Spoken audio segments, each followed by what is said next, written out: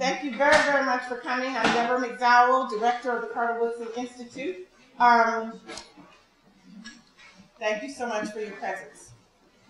2 weeks ago, we lost one of the greatest champions of civil rights and social justice, Julian Bond, who taught 5,000 students by conservative estimates over the course of his 20 years at UVA. He was a great friend and supporter of the Institute, and I would like to ask you to join me in pausing for a moment of silence in Julian's memory.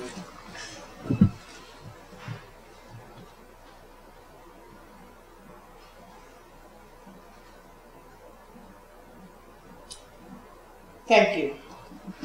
A mailing list is circulating, a clipboard. If you want to be on our mailing list, please put your email there. We'd love to have you so that we can keep you abreast of events going on throughout the year from the Woodson Institute. On behalf of the students, faculty, fellows, and friends of the Karl Woodson Institute, I welcome you to this forum, co-organized by Maurice Wallace, Associate Professor of English and African American Studies, and Latasha Levy, Postdoctoral Fellow of the Institute, brought into being by the indispensable members of our staff, Deborah Best, who always seems to exit the room just when I want to acknowledge her, Ryan White, who also seems not to be in sight, and Danielle Harris-Wright, who is in sight near the back of the room. Before proceeding, let me first acknowledge the co-sponsorship of several entities and offices across the university, without whose generosity this event would not have been possible. The Office of the Provost, Summer Session and Special Academic Programs, International Studies, Center for the Study of Race and Law, the Curry School of Education, Office of Diversity and Equity, Project on Lived Theology, Office of Admissions, the Miller Center for Public Affairs, Office of African American Affairs, the Departments of History, English, and Sociology. Their swift and generous responses to our call for support was tremendously encouraging at a most difficult and discouraging moment, for the idea of this panel grew out of several sleepless nights in the immediate aftermath of the Charleston massacre of June 17th of this year. Our appeal to our colleagues, which I will share with you here, was simple and straightforward. The recent events in Charleston demand a response from our university, a response not only to that massacre, but also to the many events emerging in its wake. Among these, by no means new to this hour and this year, are the underreported escalation of Black church burnings over the last 2 weeks, subsequent to the massacre, the controversy surrounding the Confederate flag, and the unabated instances of police brutality and citizen vigilantism against Black bodies committed with impunity immemorially. Those 9 slaughtered in Charleston, Cynthia Hurd, Ethel Lance, Susie Jackson, DePayne Middleton, Clementa Pinckney, Tawanza Sanders, Daniel Simmons, Sharonda Coleman Singleton, Mira Thompson, were added to an ever-lengthening chain of corpses, many thousands gone, stretching centuries before them, and punctuating the last several years of this century with devastating force. To speak all of their names would come close to exhausting much of the time we've allotted for this forum. A much abbreviated list includes Tanisha Anderson, Rekia Boyd, Michael Brown, Miriam Carey, John Crawford II, Jordan Davis, Chantel Davis, Cherise Francis, Shelley Fry, Eric Garner, Oscar Grant, Trayvon Martin, Renisha McBride, Tamir Rice, and Walter Scott. At another time, and in another context, marking yet another season of Black Lives Lost, James Baldwin reminded us in The Evidence of Things Not Seen that Black death has never before elicited so much attention, and the publicity given to the slaughter becomes itself one more aspect of an unforgivable violation. While we might quibble with the conclusion of Baldwin's statement, we must grant to these Black lives we've lost the attention they warrant, unequivocally. More importantly, we must mobilize the weight, expertise, commitments, and energies of many minds, of many activists, of politicians, of citizens, of policymakers, to bring understanding, yes, but more, to bring an end to this wanton loss of life and these travesties of justice. Only then can the shouts and cries of all those thousands who have taken to the streets over this past year, young and old, Black, white, and brown, proclaiming to the nation that Black lives matter, be granted the force of truth. And in the interim, we will continue to proclaim this is our country too. Now I will ask Andrew Karl, recently appointed assistant professor in the history department and the Woodson Institute, to come forward to introduce Khalil Muhammad. In the interest of leaving maximum time for discussion, it is our tradition at the Woodson Institute, in most cases, to simply list brief biographies of participants in the program. Andrew, thank you. Thank you again.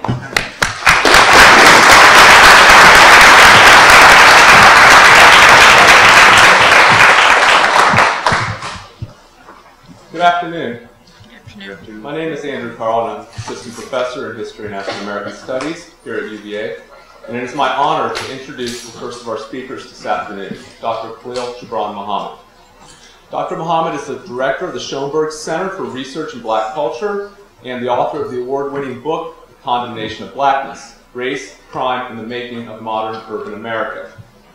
In a 2014 essay for the online publication The Root, Dr. Muhammad warned of the dangers of historical amnesia and the role history and historians must play in the struggle for a better, more just future.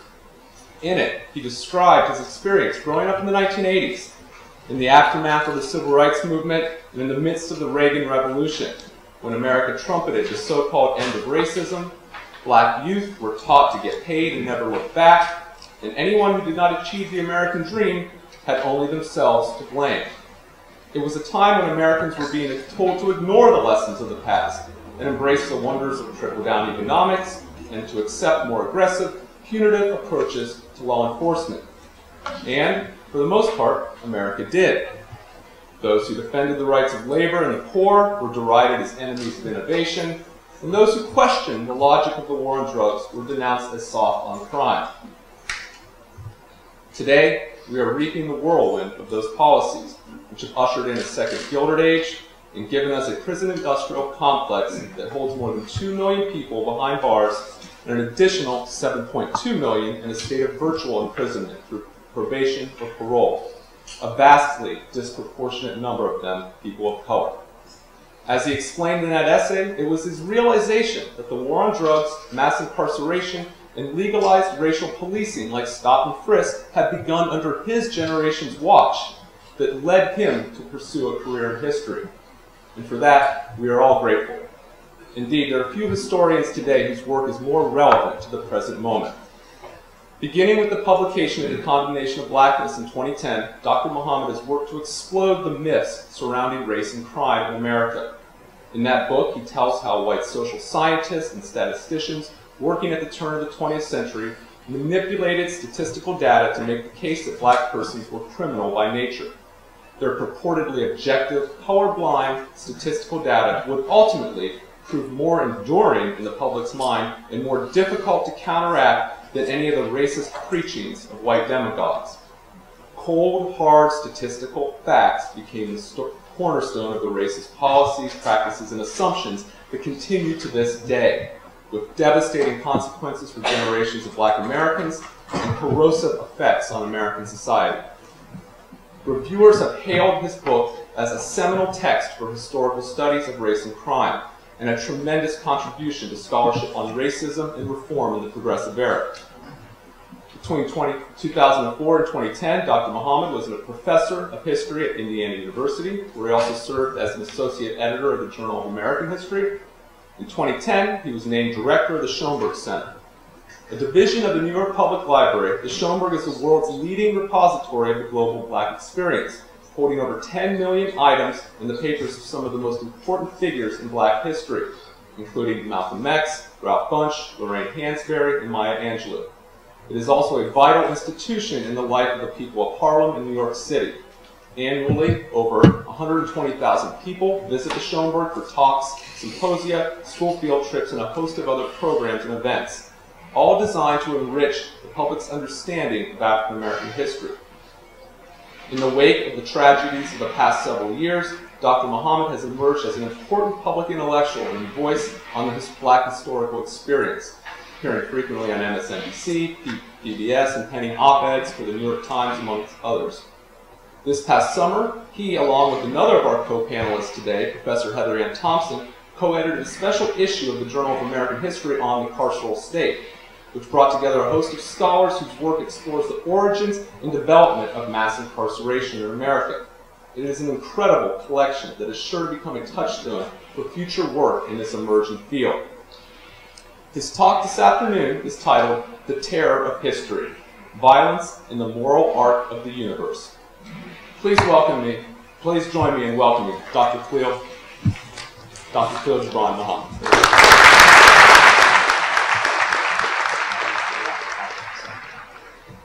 I've always had a visceral response to triumphant symbols of America's slave past.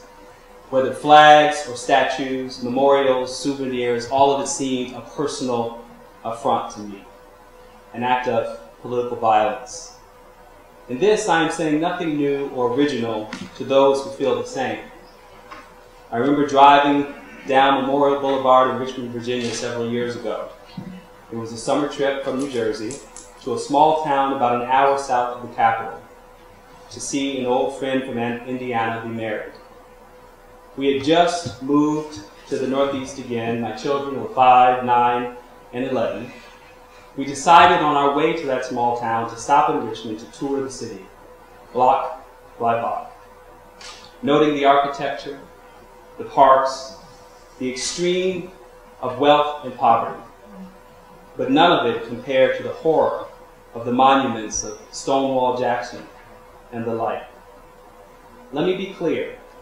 My kids barely noticed. After all, their eyes hardly looked up from their devices. But my wife and I noticed, and we told them we were under assault. Our family was in enemy territory. This was a hostile land, and that Arthur Ashe, bless his heart, and those who fought so hard to add him to Memorial Boulevard would not save us. Today is the eve of the 60th anniversary of Emmett Till's death. The 14-year-old Chicagoan, murdered by at least 2 white men, likely more, fired the conscience of a generation of young people who became the foot soldiers and generals of the Civil Rights Movement. Emmett Till, whose death inspired the date of the 1963 March on Washington for Jobs and Freedom 8 years later. This young man, ordinary in his youthful passions, but a victim of a vicious century-old lie that black people had no rights, a white man was bound to respect, had his life stolen to propagate that myth. Vincent Harding, the Mennonite minister, man of peace, Spelman history professor, civil rights consigliere to Dr. King, black institution builder, you can tell I love this man, and author of the path-breaking There Is a River, once described how during slavery times, when black people had the audacity to be fully human, to be dignified, or to seek freedom, whites would take their heads from their bodies and place them on stakes. Blackhead signposts. A warning, he wrote, against all future hope of black freedom.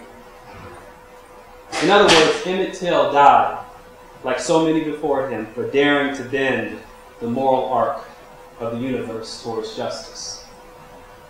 In 1853, the controversial abolitionist Theodore Parker preached these words, and I quote, "I do not pretend to understand the moral universe. The arc is a long one.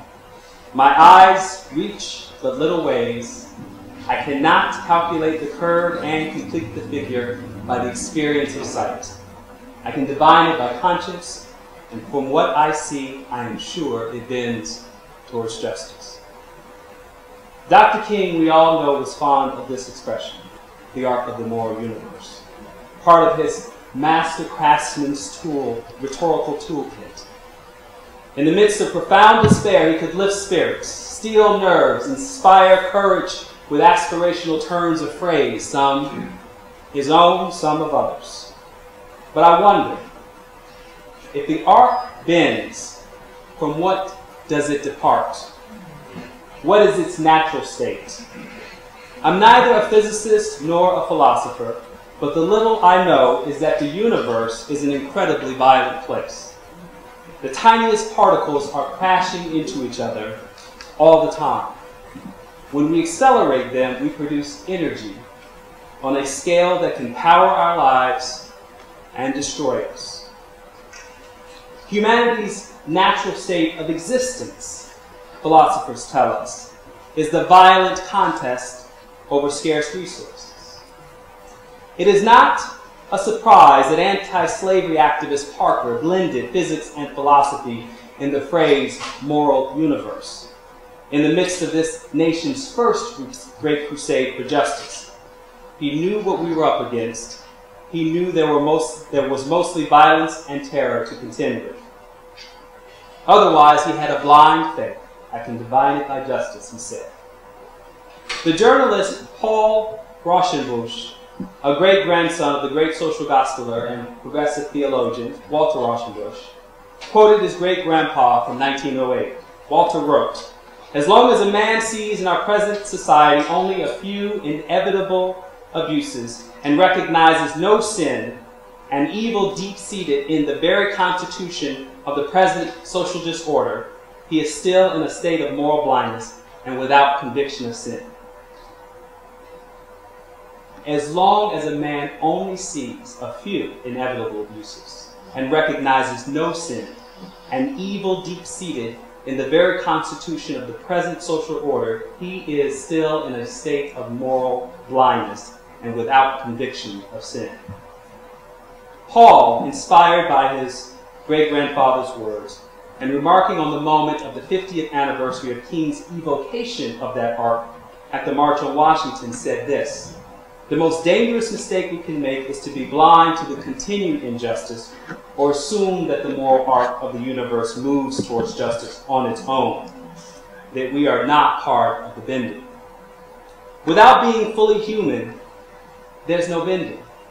There is only the terror of the universe, the billions-year-old record of chaos and creation, and the terror of history asserting itself in those damn Confederate monuments casting shadows over us, making us and our children feel small and insignificant, as if our lives don't matter. Thank God for Bree Newsom and her towering feat of resistance. Emmett Till resisted too. He didn't have to raise arms against slavery or Jim Crow. He didn't have to be a respectable Negro in the speckled glasses, pocket watch dangling.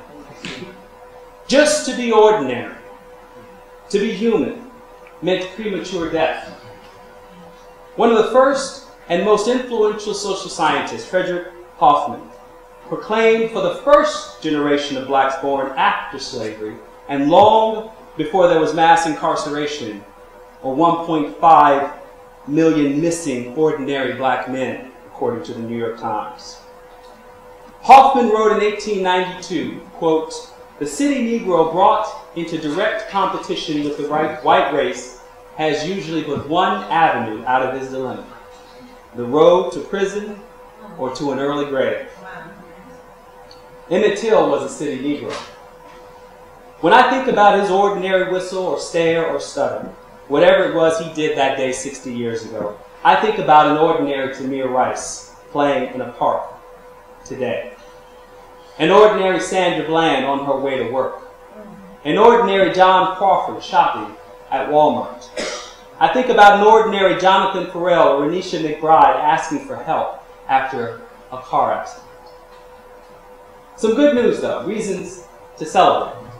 Tallahatchie County, home of Sumner in Black Belt, Mississippi, opened the Emmett Till Interpretive Center this year. Nearly a decade ago, the town leaders apologized for what happened. formed a commission, and this is the result. A museum, Director Patrick Green says, will foster a, quote, sense of racial reconciliation.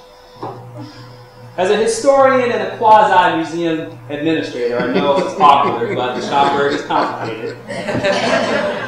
This seems a really small vision of justice. Racial reconciliation, really? Reconciling whom to what? Exactly.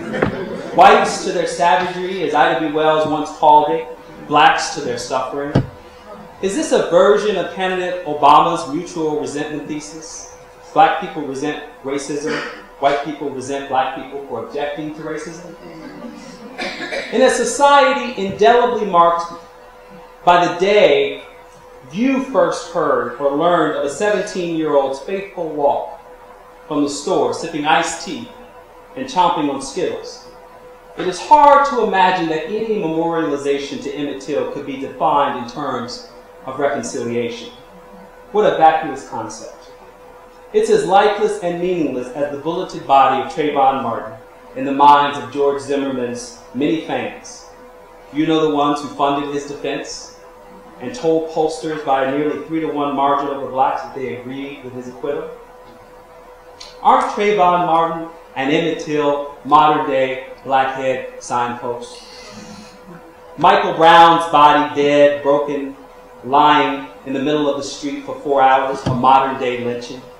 No capital offense, no due process, just a summary execution. Legally justified and publicly approved.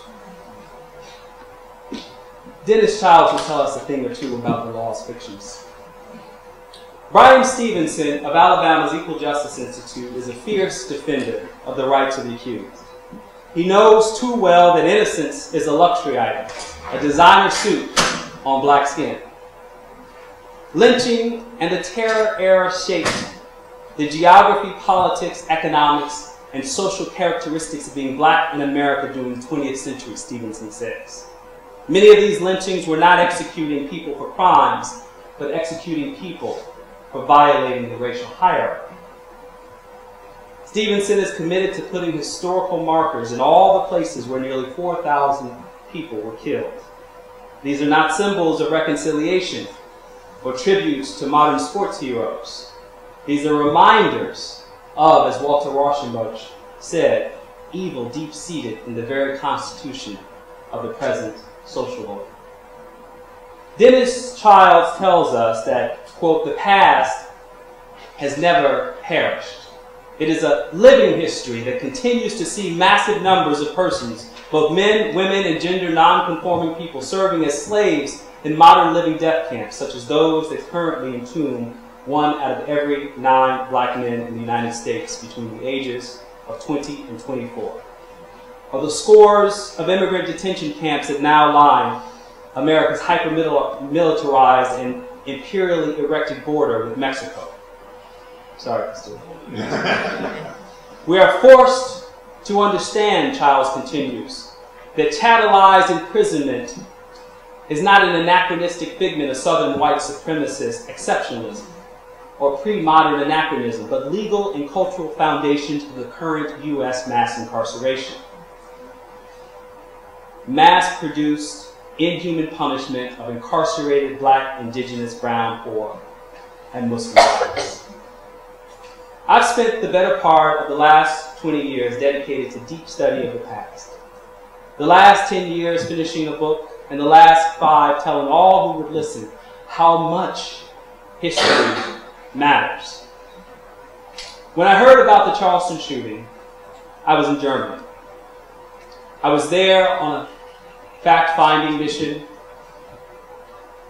of the same kinds of people you've been hearing so much about, bipartisan, interested in changing and reforming the world's most draconian prison system ever built.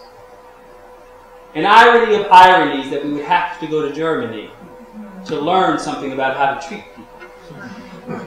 In a place, ironically enough, I might add, that the United States helped to create the infrastructure of the kinds of freedoms and the kinds of historical reckoning, not reconciliation, but reckoning, admitting the sins of the past.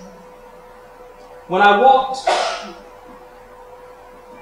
the outer grounds of the Holocaust Memorial in Berlin, in the capital of the Third Reich, it struck me as a profound irony that the U.S. Embassy sat perfectly adjacent to that place.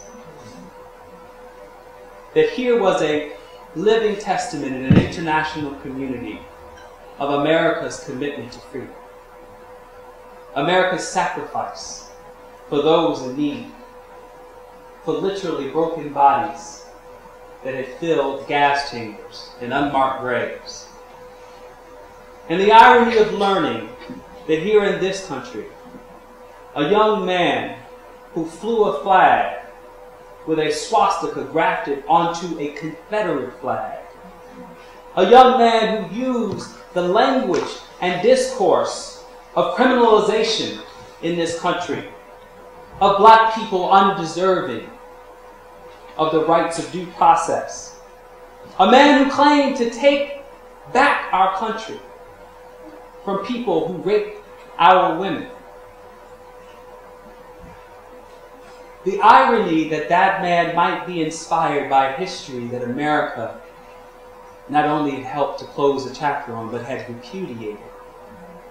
And with the iron fist of its military, occupied for decades that nation, only throws into sharp relief the profound injustice that is the justice that we call our country. In the German Constitution, there are core values that prescribe the kinds of punishment one can dispense to even those who we might consider beyond the pale of redemption.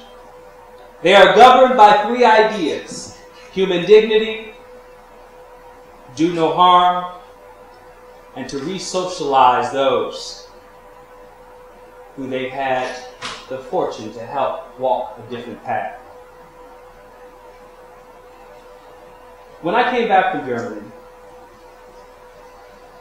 still processing the massacre that had taken place, the first encounter I had was with a customs officer who had pulled me aside to that little special room. Most of you have bypassed, some of you have not. In the great wisdom of this nation, profiling me for my race and for my name, asked me why was I in Germany. To which I responded, of course, that I went to Germany to learn how to treat people, how to respect people, how to make sure that ordinary people, no matter their flaws, no matter their mistakes, might be human beings and treated as such. Joked to me that the only reason that I had seen anything better than what was here is because, and you can finish the sentence, Germany doesn't have any black people. Now one could take this as an invitation to reflect upon some of the history and its terrorizing force that I've described here. But it strikes me that in that comment, it's not clear what he meant by that. It's not clear that we're talking about what Michelle Alexander might call the new Jim Crow, or whether he's talking about what Dylann Roof believed. But because you see, Dylann Roof responded to the Trayvon Martin killing and the acquittal of Zimmerman. If you've not read his manifesto, you can read so yourself. That's what set him on his journey. That's what set him on a path to own American history for himself. That is precisely the subtext of my concern with that customs officer representing this state and its relationship to its black people. Ta-Nehisi Coates has written an amazing book, Between the World and Me, where he describes the other side of terror. He says, fear is the natural condition of blackness in America.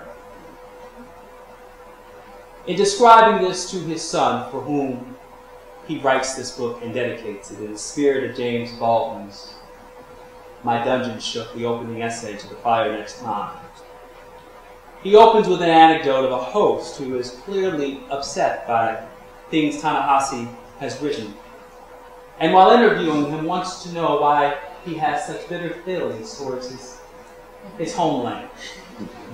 And so in describing this to his child, he says, quote, "The host wished to know why I felt that white America's progress, or rather progress of those Americans who believe that they are white, was built on looting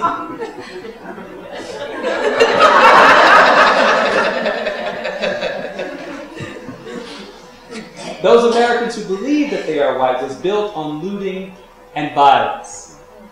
Hearing this, I felt an old and indistinct sadness well up in me. The answer to this question," he tells his son, "is the record of the believers themselves. The answer is American history. You must always remember that the sociology, the history, the economics, the graphs, the charts, the regressions all land," he tells his son, "with great violence upon the body." Take our country back. It is precisely that history of this nation. It is precisely Dylann Roof's relationship to that history that he targeted those innocents on that day. He knew full well that the African Methodist Episcopal Church has been a bedrock of progressive social justice movements from its very beginning. He knew with certainty and conviction that Reverend Clementa Pinckney was leading in his state a movement to restore voting rights in this nation. He knew the counter-narrative that Vincent Harding had given voice to. He knew the aspirational rhetoric of a moral universe that bends towards justice. This was not a young man illiterate to the ways of the past. It was precisely the terror of that counter-narrative that had become a threat. And the fact of it being a counter-narrative, hear me clearly, is America's great failure. In Germany, the history of the Holocaust is not a counter-narrative. In the end, what makes history terrifying to all of us, to Dylann Roof, to Ta-Nehisi Coates, to me, the professional historian desperately trying to expose the roots of so much misery. This is the legacy. This is America's greatest sin. Confederate monuments have no place in this nation. They should never have been built and erected in the post-Civil War nation. Thank you.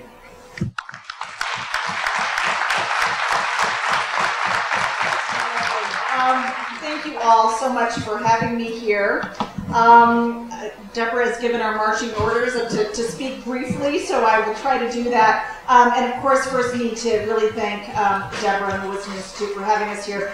Just to make one quick remark about that, it was almost a decade ago that Deborah brought me here and several people, including Angela Davis and Ruthie Gilmore, to talk about the crisis of incarceration before anyone was talking about it. And so I think it's so fitting that she has us here today to talk about this epidemic of violence. And indeed, we're all here to really talk about, as Deborah's mentioned, as Khalil has mentioned, the myriad news stories that we've been inundated with, not just in recent weeks or in recent years, but for decades now, of the horrific violence that's being visited on Black communities across the country, from New York to Florida to Ferguson to Baltimore to Charleston to Detroit, inundated with horrific tales of Black men and women, boys and girls being gunned down, choked to death, beaten mercilessly by whites. Often cops, but often just regular citizens like the man who murdered Trayvon Martin or the man who murdered 19-year-old Renisha McBride when she came on the porch looking for help in my city of Detroit. So how do we make sense of this seemingly newly aggressive moment of white violence, this resurgence of what is nothing less than lynching, this everyday horror of white violence with total impunity? Well, there's so much to say here, and I know my colleagues, who I'm so honored to be here with, are going to really shine vital light on this. But in my few remarks here today, I want to zero in on something that I think is really important, and that is why this violence gets a pass. And to me, and I don't think this is original, but I want to flesh this out a little bit, it has everything to do with how violence itself gets spun in this country. In short, every single time a police officer or an ordinary white citizen kills a black man or woman, girl or boy, pundits immediately try to refocus the nation's attention on high levels of violence within the black community, suggesting that the real problem now is so-called black-on-black crime and not white-on-black crime. That white racial violence isn't the problem, we are told, it is exceptional. It is the product of folks with mental illness, or perhaps anger management problems. And I'm here to point out that the attempt to turn the attention away from white violence as epidemic, which it is, and thus unacceptable, because if we don't talk about it, then somehow it gets this pass.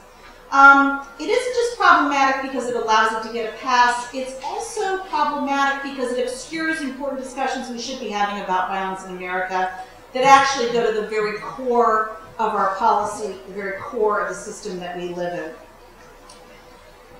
So let me just quickly lay this out. Yes, it is true that in our nation's poorest and most marginalized communities of color, we see extremely painful and devastating levels of violence. Shooting in North Philadelphia, where I just moved from, to the east side of Detroit, where I now live, are indeed at terrible levels. These communities are not, however, somehow genetically coded for this level of devastation. There's nothing about them per se that explains this. So what we need to start understanding and making clear is that the violence suffered and endured by these communities is created. Indeed, it is a violence that's guaranteed by policy choices that the white community and white politicians made over 40 years ago in this nation's criminal justice system.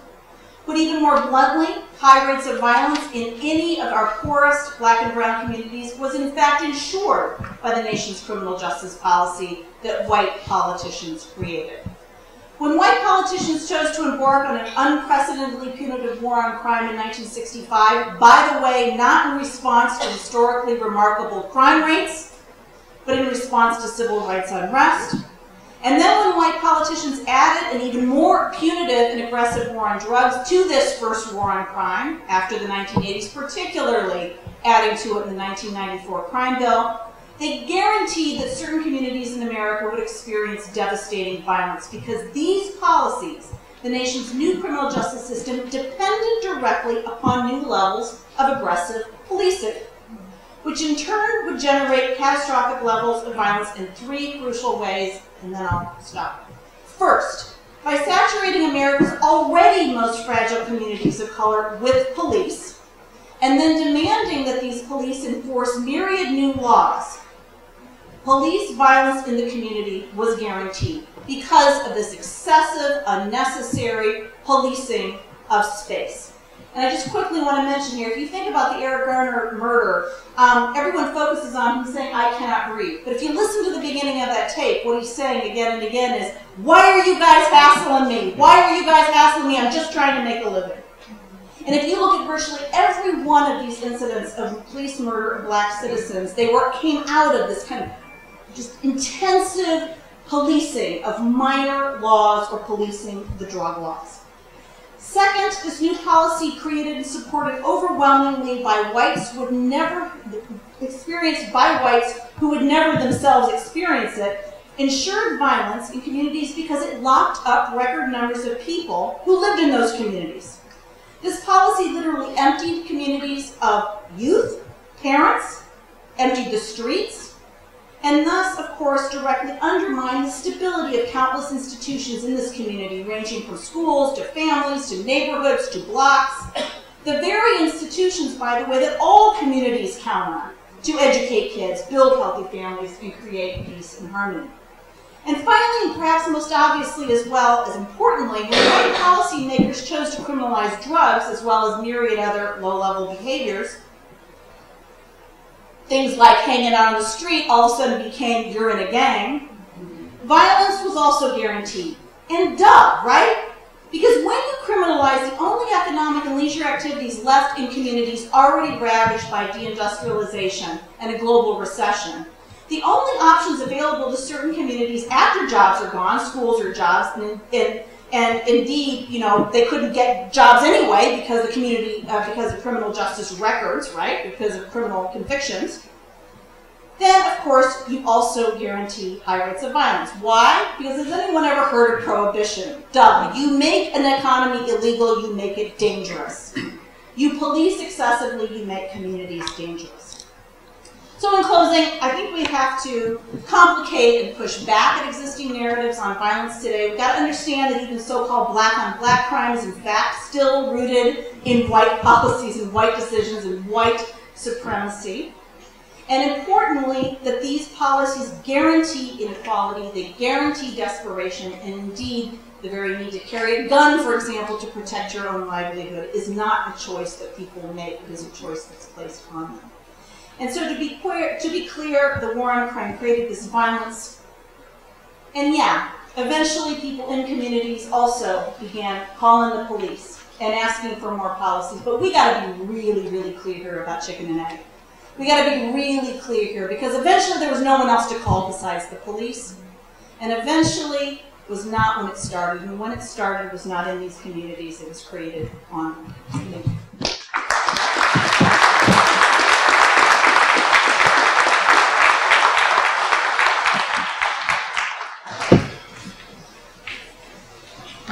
Well, like Heather, I'm humbled with the prospect of speaking after such incredible scholars who I've looked up to for as long as I thought of becoming a scholar myself. I trekked out here from California because I had to be here.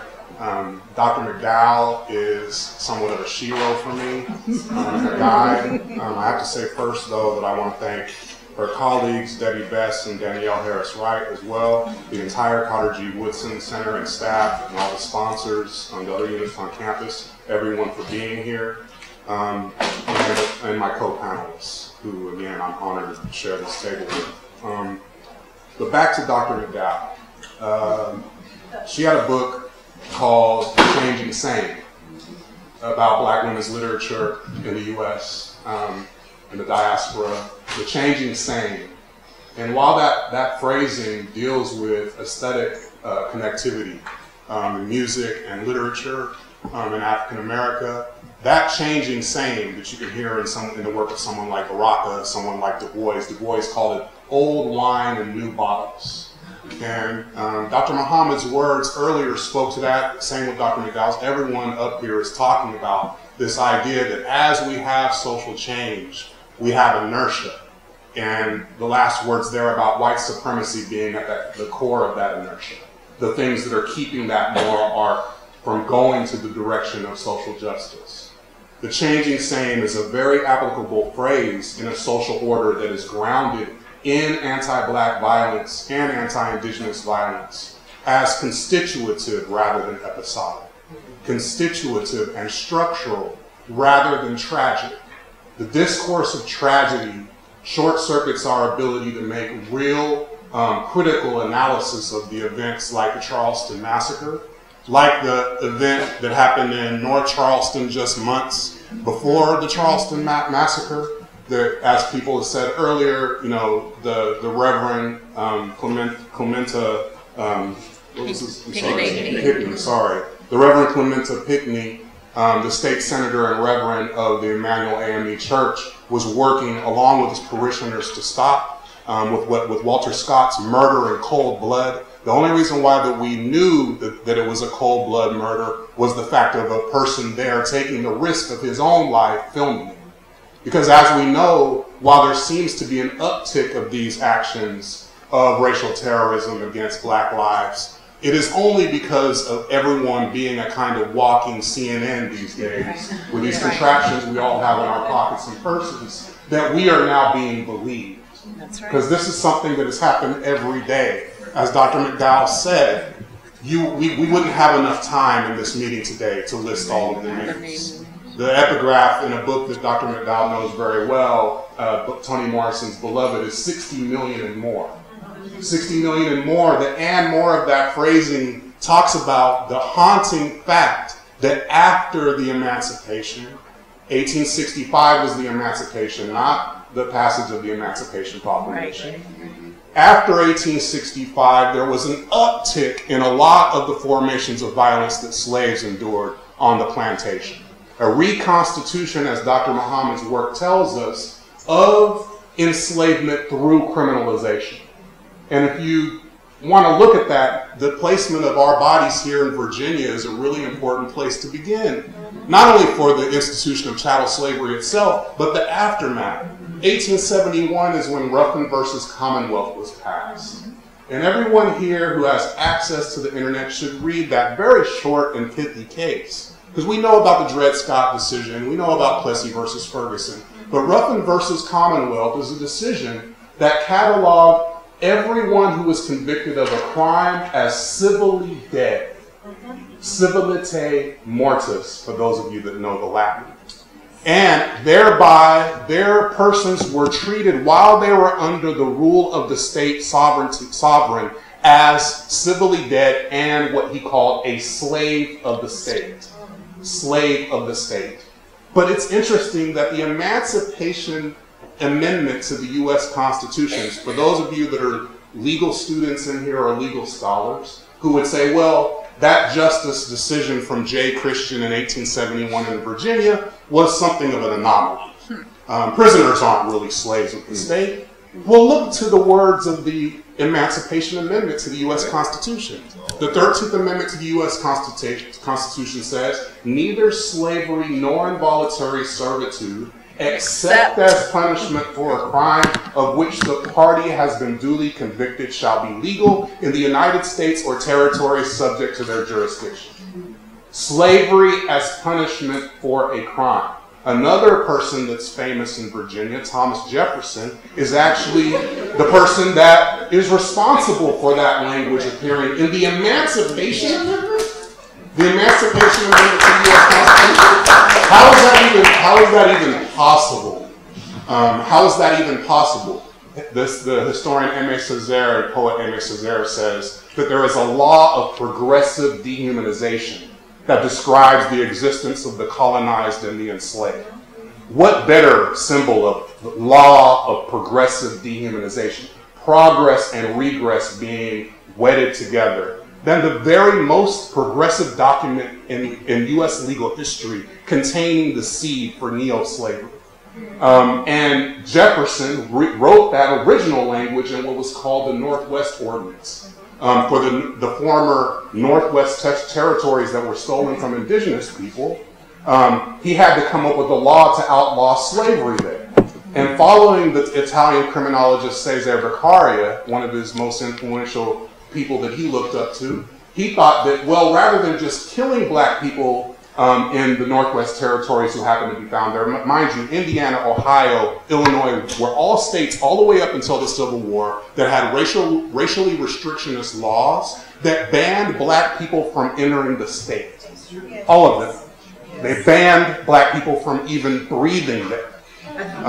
So that mythos, Emmett Till being, the name of Emmett Till being brought up, being very apropos is that mythos of northern innocence. Well, Thomas Jefferson made it clear that no, slavery wouldn't be allowed except if one was convicted of a crime. And you had black people being sold on courthouse steps in states like Illinois and Indiana for things like petty larceny. That's right. Dr. Muhammad's book, if you haven't read it, does a lot to demystify that notion of northern innocence. It's something that Malcolm X reminded us of when he talked about in the Ballad of the Bullet speech just a month or so or a few weeks before he was assassinated, that don't talk to me about the South. If you're south of the Canadian border, you're south. So as we derive properly the white supremacist symbolism of the Confederate flag and all the other countless memorializations of birth of a nation type white supremacist logic, we also have to recognize that the American flag is culpable. And again, thinking of the degree to which the U.S. state has anti-black violence as its foundation. And in thinking, I'll try to end as quickly as I can. In thinking of the massacre of Reverend Pinckney and all of his fellow, his 8 fellow parishioners at the Emmanuel AME Church, I immediately heard a sound come in my head, and that being the song that John Coltrane wrote as a dirge to the 4 little young girls that were destroyed in the bombing of the 16th Street Baptist Church in Montgomery, Alabama, in Birmingham, Alabama, excuse me.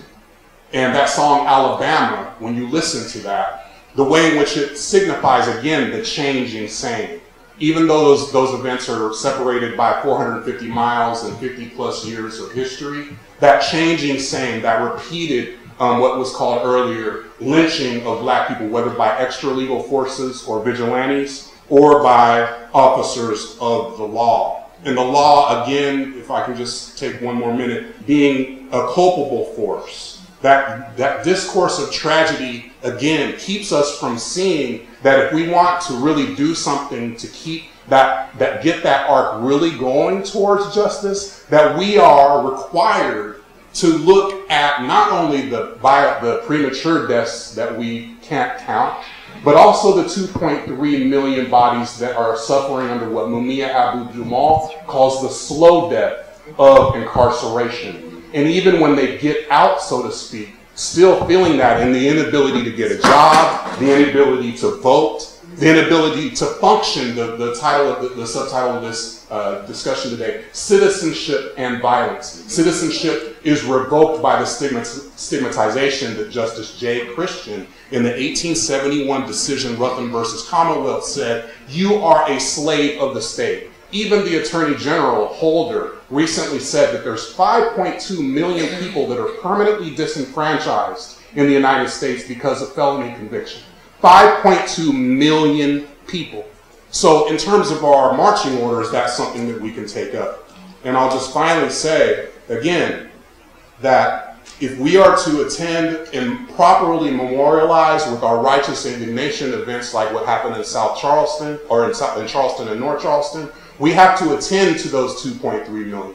To the 1 out of 9 black men between 20 and 34 that are in a cage as we sit here, to the 800% increased number of black women that have been incarcerated under this warfare state that Nixon and Reagan and Clinton have propelled into the now, because it's not a particular side of the aisle that's culpable for this.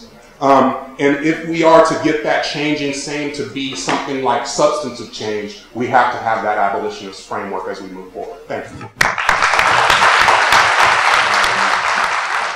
Wow, I'm already just so emotionally moved by all the things that we've been discussing. I want to thank Dr. McDowell for not just inviting me, but also sort of thinking with me and feeling with me a little bit about what's been going on. You know, I spent a lot of time in my life trying to understand the moment that we're in and trying to distill it for audiences around the world. And that work becomes heavier and heavier over the years. And at the moment that Dr. McDowell reached out to me, you know, I was feeling the weight of all of these things. And to hear someone just say that, you know, I still can't sleep about Charleston because I still, you know, at that time I couldn't sleep either. And to hear someone say, just keep up the work, keep doing what you're doing, you know, the work has to continue. It's just a really powerful thing. I'm just going to tell a little bit of a story. This is a sort of an excerpt from a longer talk that I've been working on. And the talk is called something like a song, a slogan, and a service. And I start off by talking about Kendrick Lamar, talking about the song All Right, and how it's become sort of a slogan and an anthem for the Black Lives Matter movement, and how powerful that is for me as a hip-hop scholar, somebody who's been sort of studying hip-hop culture for so long, to see hip-hop emerged alongside the Black Lives Matter movement has been a really powerful thing for me. And then the sort of middle piece of that talk is really me doing with my colleagues here, and again, like everyone else has said, an honor to be on this panel as well. A unique opportunity to be in a space with such great intellectuals and such great activists. But the middle piece of the talk is really about, are we losing lights? The middle piece of the talk, that's all right, that's all right. The middle piece of the talk is really me thinking about why it's important for us to say the names of the people who we've lost over these last several years, why the sort of say her name movement is important, and why it's important for us to elevate these instances and iterations of state-sanctioned violence. It goes to what Brother Dennis was talking about here, about understanding it as more systematic and constitutive, as opposed to thinking of it as episodic and exceptional. Because when you get caught up in the exceptionality of certain things, I think it prevents us or obscures us from the capacity to do some of the work that we have to do. And so one of the ways that I've been trying to wrestle with all of that is to return to the scenes of the crime, to return to the sites of memory. And those returns, those revisitations have been very, very emotional experiences for me. And so at the time of the Charleston shooting, I was preparing to go to Key West because we do this Africana festival where we go to an African burial ground, we visit the Bahamian village, we really get a sense of how the diaspora comes together in the U.S. right there in Key West. And the next day after that, I headed out to Ghana for I've been going to Ghana just about every year for the last several years. And for those of you who've been, you kind of know this experience. You know, when you kind of, Elmina is the site of one of the historic slave castles in Ghana. It's in a community called Cape Coast, not far from Accra. And all of the Ghana has about 40% of the castles that were used to detain and contain enslaved Africans before they were shipped off through Middle Passage.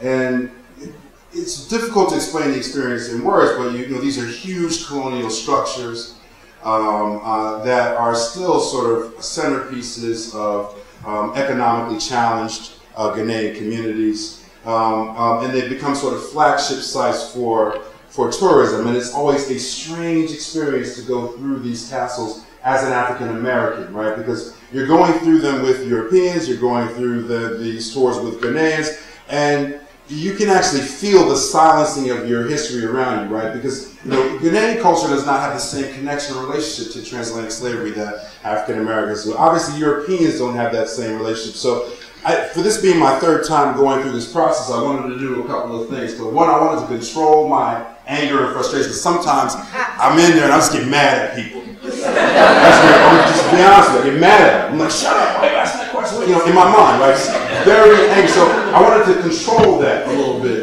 especially because I had my son with me, and I wanted him to have his experience as he could see fit.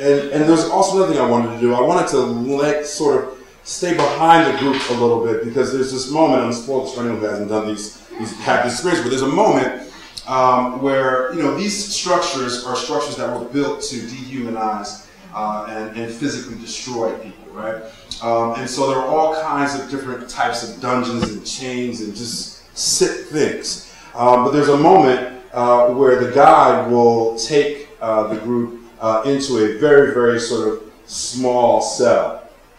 And you're standing in the cell for a few moments, and he explains to you that you're standing on about 6 inches of human waste, human feces, blood, menstruation, right? That's still there, right? You're literally standing on the sort of grounds of human existence. And what they will do sometimes, particularly if there's not small children with you, is they will step out and close the door, right? And so I've had this experience a couple of times, but one of the things I wanted to do, just to think a little bit about some of Heather's work, some of the great work that's done about mass incarceration, I wanted to have a sense of what the dehumanization process is in that very beginning. So I stayed behind and just stayed in that space for a little while. I just breathed that air. It's quite claustrophobic, and it's quite disturbing to be in that space for anything more than like 30 seconds, which is what they do on the guide. And I felt in those moments that I was there that, not that I wanted to sort of reproduce any kind of experience. I'm not into, you know, reenactments or things of that nature. What I wanted to do was to connect with the grounds and get a sense of like how hallowed that ground is. If I'm going to be angry at people for asking stupid questions on these tours, I wanted to have a better sense of what these spaces really were. And that challenged me in a lot of ways to think about how I'm sort of engaged in the Black Lives Matter movement, because, you know, I'm called to do different things. So a lot of times I'm called when there's memorial service. So I went to Ferguson for Mike Brown's funeral, which is one of the most moving homegoing services I went to. You know, I stood with the Dream Defenders in the State House in Florida, and we went around and went to the spaces where Trayvon Martin was killed. And I just tried to develop a better compass for respectfully and more humanistically and holistically engaging these particular spaces. And so it was with those experiences in tow that I attended service at the Emmanuel AME Church in early August of this summer. And you know, I was a little bit nervous going into the space. That I didn't really know what to expect. I've been in AME churches before, and I've been in all sorts of black churches. But I didn't know what it was going to feel like. I'm deeply invested in what my affective response is to these particular spaces. And so, you know, the church is a beautiful church. The interior of it and the exterior is a beautiful space. And for whatever reasons, I don't know how we chose this Sunday to come, but for whatever reasons, Governor Nikki Haley was there on that Sunday. And because of that, there was some extra security there, so there was police forces in the space, and for me, it's always a little unnerving when I see law enforcement. But to see them in church was a little bit disturbing, so that threw me off a little bit. But the way that they are, I guess, in some ways forced to conduct their service at this point is they have to allot a certain amount of time in the beginning part of the service to essentially allow visitors to sort of speak or kind of talk about why they're there, what brought them there. And I knew from the beginning that I was not going to speak at that particular moment, but I was really curious about that, because here we have this community that this is, you know, the cameras are gone, you know, the media's gone, you know, people are not thinking about Emmanuel AME Church on a daily basis. Maybe we were for about a week or so, but we're not doing that so much now. And it was clear to me from speaking to parishioners and church leadership before the service that people are really still dealing with this. I mean, if you can imagine the courage it takes to return to that space every Sunday, given what took place there, given their proximity and their closeness to the people who were murdered there. But so what they have to do on Sundays is they have to allow this space for these visitors to essentially speak and kind of talk about why they were there. I know it sounds strange, but that's kind of what had to take place at it. And essentially, there were like three types of these presentations, three types of these sort of small speeches that people gave about visiting there and what they were doing. The best type, I felt, were the people who were like just sending checks. They weren't even there, right? The pastor would just announce the fact, that Sunday they announced the fact that Hootie and the Blowfish had donated $50,000 to the music ministry of the church. Everyone clapped, so it was beautiful, powerful, right? The second kind of sort of presentation that was made was usually done in some kind of group. So there was a group of like 3 women got up there and sang this incredible song. They were kind of like rushed off, but they were incredible. There were, you know, large sections of other congregations, particularly from North Carolina. So there were about 2 or 3 churches represented from North Carolina. And they would have groups of like 30, 40, 50 people with them. They would stand up and one person would speak for them. They would talk about, you know, wanting to fellowship with Emmanuel AME, you know, that they got their bus, and, you know, most folks were making some kind of donation to the church. But there was a third piece there was a third kind of presentation that was really disturbing to me from the first one that I saw this, but there were several of them that took place over the course of at least an hour that dedicated just to this process. Now, you know, for me, the healing process for a community has got to be restorative, and it's got to be centered on the community. So I'll just tell you that bias. The healing process for a community for me has to be restorative, and it has to be community-centered. But there were about 3 or 4 folks who stood up. They were individuals. They weren't there with a church congregation. They weren't there with a group. And these folks basically gave their testimony about, how the hearing about the shooting had impacted them as individuals. Right? They talked about how upset they were, how much they cried, and they talked about like all of this sort of horrific things. They couldn't believe it. It was such an incredible, extraordinary thing. They talked about how individualistic and exceptional the particular moment was. Now, the first person who did this, I didn't really think that much about. I was like, all right, one jerk in the process is, you're fine, right? The second person who did this was a person who had traveled from up north, and this person had same thing. What happened to me? What happened to me? What happened to me? And this person had made some kind of like wreath or something that they wanted to give to the church. I guess it seemed like a nice gesture, but I was like, fine. But what about the third person who got up to talk about how they cried and how upset the whole thing was? I was sick of it at that point, and I looked over to my children, and I was just like, I was going to make sure that I wasn't crazy. I'm like, are you seeing what I'm seeing here? And my son was just shaking his head. Because those individuals, I think, didn't understand the restorative process, right? Those individuals were consumed by what their personal experience was with the tragedy, mostly through media, by the way, right? And the sort of unbelievable nature of the Charleston shooting. Now, I don't really know how to rectify or reconcile the folks who approached the process from a community angle, right? The folks who came in groups, the folks who, actually the groups were like shorter than the individuals, right? Literally, like you could have 50 people and one person speak for like a couple seconds and they sit down, but the individuals will talk for 10, 12 minutes at a time, right? I don't know how you reconcile those pieces, but for me, when I'm as I'm trying to sort of pull myself out of the process and not sort of respond or think negatively about some of these individualists who were trying to be in the process, I wanted to imagine a space right there in AME, in Emmanuel AME, where everyone could appreciate what that community was going through.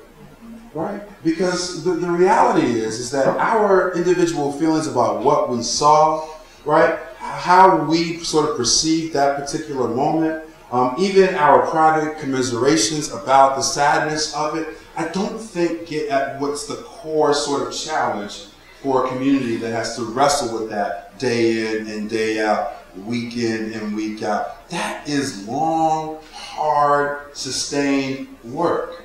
And for me, and I know I'm out of time here, for me, the challenge was for me to understand what Emmanuel AME has to do since June 17th is the model for what we all have to do going forward, right? Because we a lot of times in these sort of moments, and I was on the phone with one of the leaders of the Black Lives Matter movement in Philadelphia, on the way down here, and I'm trying to mention Black Lives Matter is a young movement, so I'm trying to sort of work with them, mentor them. I don't want to tell them what to do. I'm trying to be supportive. But one of the things I think it's tough for us to learn and for us to teach is just how long and sustainable these movements have to be, right? Because the real work that's required to redress the violence that we're seeing or the unchecked mass incarceration policies that inform the prison industrial complex or the ongoing sort of iteration of state-sanctioned violence is to first, as Dennis was talking about, understanding how the systematic nature of these things. But I think the second piece of that is just understanding that it requires long, hard, sustained community work. It requires work where we can't be at the center of it. Where groups of people and communities have got to build the networks that are required to do the work that's necessary. So I think of that experience of being in Emmanuel AME just a few weeks after the horrific moment of that massacre as an incredible educational opportunity for me. Right? Because I don't ever want to be that individual who's telling your story like I am right now. Right? I want to be the guy who's enmeshed and immersed in the community to do the long, hard, sustained work that's required going forward. Thank you.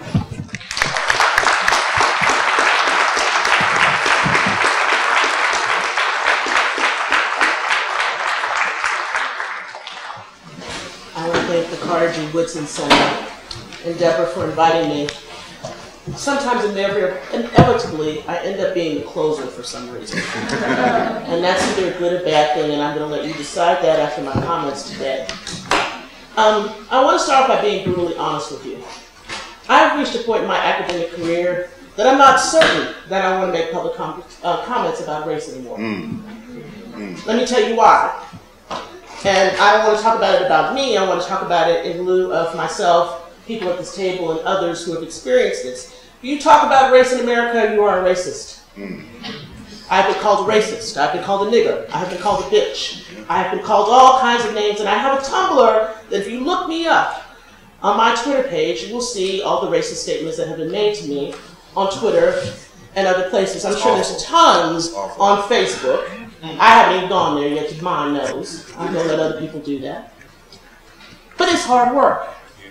And so when I stand before you today and I tell you I'm tired, I'm damn tired. I want to be real in this room today with you. Because see, what you don't understand is that all of this stuff is taking a psychic toll on everyone. And if we don't deal with that psychic toll, we are not dealing with stuff that's happening for real in this nation right now. So I decided I was going to change what I needed to say after I got up yesterday morning, looking out the window at my friend's house here in Charlottesville, looking at the deer, thinking, oh boy, my dad would be really happy because there'd be some deer sausage in the freezer. You might guess he's a hunter. Yes, black people do own guns. Just remember this. And some of us use them in good ways to hunt and to do the kinds of things that their ancestors and their fathers and their grandmothers did. It's not just about black on black violence. That's right. I'm mindful of my great-grandfather who sat on the porch in East Texas with his gun cocked to the side every night so that the night riders wouldn't come to get him. But that's what we're living in today. But yesterday, in a normal time where the newscaster, Allison, and her cameraman, Adam, were doing their morning thing with a member of the Chamber of Commerce, a man, Buster Lee Flanagan, II, who had been fired 2 years previously from the TV show, followed them to the site that they were at a water park, I believe it was, and shot them to death on live television. Naturally, thinking people are appalled. But in a manifesto that Flanagan sent to ABC News, he said, why did I do it? I put down a deposit for a gun on 6/1915. That was the day after the Charleston shootings. What set me over the top was the church shooting. This is his words. And my hollow point bullets have the victim's initials on them. He went on to say this. As for Dylan Roof, you delete it. You want a race war, delete it. Sure, that was a cuss word. Bring it on then, you white, delete it. He said Jehovah spoke to him, telling him to act. Now think about this for a minute. We all know that this is a man who had some problems. In an article in Salon today, the title said he was playing the race card. I'm so goddamn tired of that word. Yes, I am cussing. Tired of the word race card. Because it got used in the 90s with Johnny Cochran and O.J. Simpson. But we don't have race cards today. We have a stacked deck that has fallen on top of this nation. It's not a race card. It is a race tragedy. It is a tragedy. And we are not dealing with our house that is on fire right now. What Vester did was a combination of all of the things that had plagued him in his life. He was a gay black man. He believed that there had been racism against him. Whether or not he played a race card was immaterial. He may have been or may not have been mentally ill. But whatever happened to him in all of these experiences, he snapped. We have a nation of people that are snapping right now. Whether you know it or not, we have a presidential candidate who has already stepped out and become nativist #1. We have had constant vilification of the President of the United States with racist pictures and racist imagery, his wife being called a cow, that's the nice stuff. We have Fox News that said this morning, if only President Obama would just quit talking about race, we wouldn't have these kind of shootings that would happen. We have this kind of ignorance. And so I come here today to think about the 9 people who were shot in Charleston, or all of the violence that we have had. And I only have 3 really short but very pithy things to say. We're in a traumatized state in this nation. Our collective history of racism has brought us to this place. We have pretended that we are not a racist nation. We have pretended that white supremacy and that God of white supremacy and capitalism that we worship is not real. It is real. I got a lot of vilification a couple of years ago when I wrote about Trayvon Martin and Zimmerman, who said it was God's will, that he shot Trayvon Martin. What kind of a nation do we live in that somebody says it is God's will for you to shoot a young man carrying a bag of Skittles back to his house?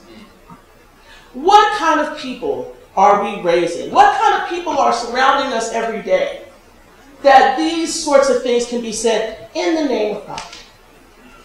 And that our whole racial construction in this nation, when they came over on the Arabella and said, this place is going to be a shining city on the hill, it is a shining pile of bullshit. Yes, I am saying it. And I'm saying it because our racism, our nativism, our hatreds, our gun violence, everything has compiled to traumatize our nation. At the moment where we should have said, oh, we're post-racial because we've elected a black president. We are nowhere near post-racial. It has been racial insanity since 2008. And I'm sure that there are people here today that disagree with me. I'm sure there's probably somebody from Campus Reform here that'll report that I said all these nasty things. If you're here, please let me know that you are. Let me know that the article is going to go up tomorrow, because I'm sure all your friends are going to tweet me out. But I want to just say 3 brief things today. First, we're dealing with the issue of trauma. Trauma is gripping the African American community. In one of the recent actions in Ferguson and one of the marches, DeRay and Netta, who a lot of you who follow Twitter, were both arrested when they were at the Federal Building. And I recall what DeRay tweeted out when he was taken away. He was so afraid because they put him by himself in a cell. And I thought, you know, the young people in the Black Lives Matter movement are too young to realize and probably remember what it was like for people in the civil rights movement. Because you lived with the threat of death every damn day. You lived with the thought that you don't know if you're going to make it to the next day. Martin Luther King had to deal with that himself during the Birmingham bus boycott, when he had his kitchen table experience. He had to come to grips with whether or not he was going to die. And so the first thing you have to realize about the racial animus and the things that are happening is that the black community is in the midst of a great trauma right now. And the trauma is compounded by how many times things run themselves up in the media. How many times did you see Walter Scott being shot? How many times did you see Michael Brown's body laid there in the street? How many times did you see Sandra Bland being jacked up? It ran on a loop. But yesterday when we had white bodies, oh, maybe we shouldn't show that.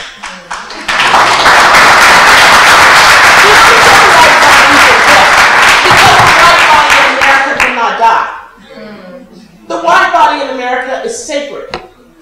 It's sacrosanct. It cannot be crushed. It cannot be broken. It is whiteness. And so I am not mitigating what happened yesterday. I am so very sorry for those families. To have anybody die in such a horrible manner is terrible. But I'm here to say that the trauma that is being visited every day after day after day upon black bodies will reap a reckoning. You cannot think that this constant harangue of police violence and guns and tear gas and dogs and shootings and pullovers for nothing is going to result in black people being cowed.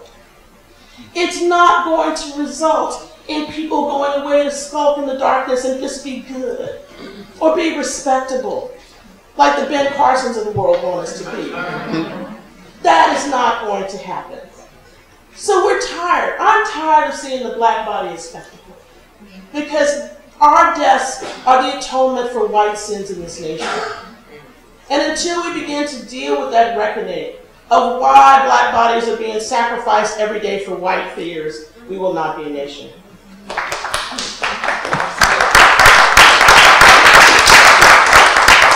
Second, I want to talk about Christianity and forgiveness. One of the big things that happened right after the shooting in Charleston was the arraignment of Dylann Roof.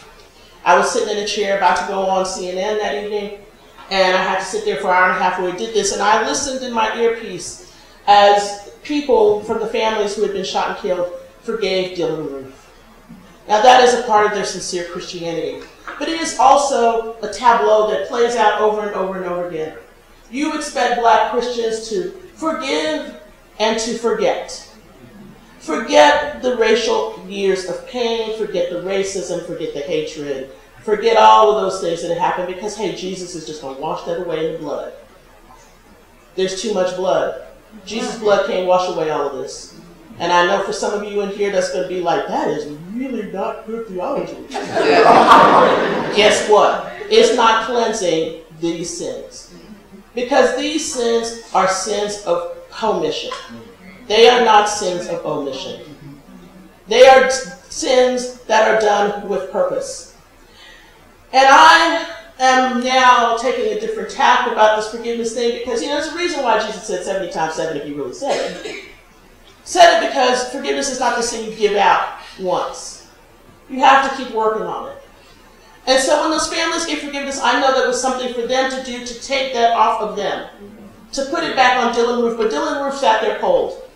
He sat there in his whiteness. He sat there in his white supremacy. He sat there in his Rhodesian mind that he had, thinking that he had started something. There's no forgiveness. Police are not asked to forgive for who they're shooting. No, Michael Brown was a demon. Remember that. Oh, we should feel sorry because, oh gosh, the policeman doesn't have a home and he can't be out in public, he can't get a job. I'm sorry, I don't have forgiveness for this. And I call myself a Christian. Finally, let me talk about citizenship very quickly.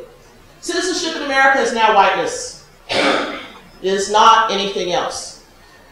Every day we are reminded that black bodies are not citizens by the way you are treated by law enforcement.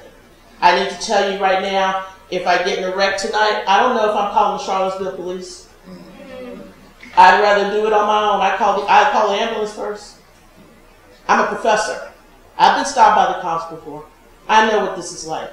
But citizenship, no matter if you're born here, if your skin is not white, you are automatically suspect. Citizenship has been coded as whiteness.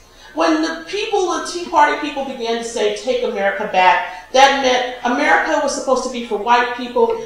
And for those immigrants who were lucky enough to turn white, like the Irish, some of the Italians, Polish, others, you turned white. The rest of us couldn't turn white, but we built this nation. My relatives built this nation as slaves. But no, I can't be a citizen because of the darkness of my skin. And when we have a president who was forced to show his birth certificate by the very man who is leading in the Republican polls right now, you have to wonder, where are we going? What is happening? What is this thing? So while other people may be pragmatic and hopeful, I'm not hopeful for us. We are close to being a failed state right now if we don't get a hold of this. I wrote back 2 years ago when I wrote about Trayvon Martin that I said that America had a God and that God was a racist God. That quote was from a book by William R. Jones, which was in the beginning of the 1970s. He was basically writing a counter to what other black theologians and people like James Combs and others were saying about God. Basically, William R. Jones, who was kind of an atheist, said, you know, I don't know that God is paying attention to us. God does not care about black people because look at how we're dying in this country. Look at this, look at that.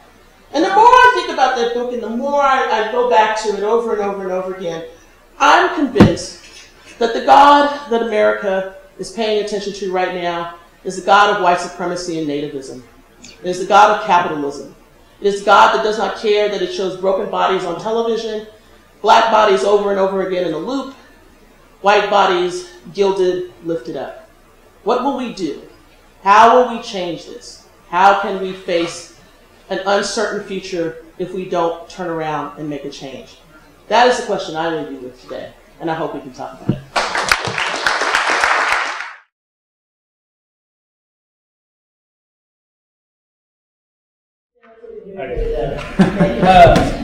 So this is a question for all of you. All of you sort of talked and touched on how to sort of shape the new movement and how the new movement of Black Lives Matter and similar movements take sustained change or sustained effort, and it's not momentary. Do you have any advice or thoughts on how to promote that kind of effort and promote that kind of change on a university level?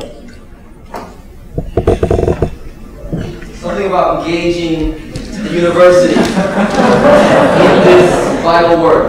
So one way I can answer that is that there's a few organizations based at universities that are, not a few, there's quite a few that are cropping up throughout the country, university-based organizations. Specifically, I mean, on all matters having to do with, you know, social justice, but specific to the prison industrial complex, there's a group of organizations under the name of Students Against Mass Incarceration. And I think that anybody that's a student of social movements realizes there is no social movement without young people taking the lead. So, as the brother was saying earlier, we can try to offer advice, but we also, in that framework, are looking to you for leadership. And so Students Against Mass Incarceration, we have a chapter at my university, the University of California, San Diego, but there's chapters on the East Coast and more are coming up. And we just had the students pass a prison divestment bill in their first year of existence, basically forcing universities to divest. I mean, it isn't binding yet because all 9 of the UC campuses have passed it, we're close, but forcing the university to pull all of its monies from institutions that are profiting from the prison industrial complex. And you have a binding version of that happened at Columbia University recently, to my knowledge. So that's an example where, you know, real steps can be taken.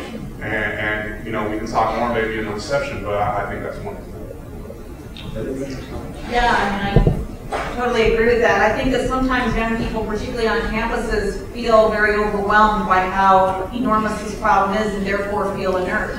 And your own university is often got more to do than you can imagine, ranging from banning the box so that your university hires people with criminal records, quote unquote, to letting folks live in the dorms, letting folks attend your university.